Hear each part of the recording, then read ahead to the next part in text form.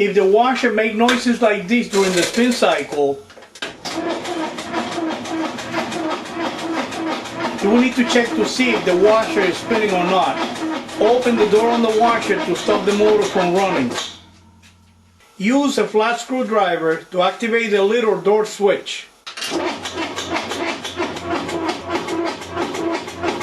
If the washer is making these noises and the spin drum is not spinning properly, you will need to check the gear case. Disconnect the washer from the wall outlet. Set the timer on the spin cycle and pull the knob to turn it on. Lean the washer against the wall like this so you can look under it.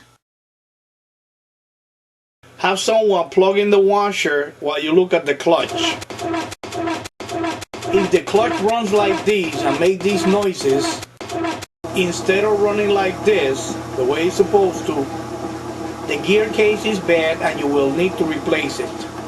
Disconnect the washer from the wall outlet. Watch the video on how to remove and replace the gear case to learn how to do it.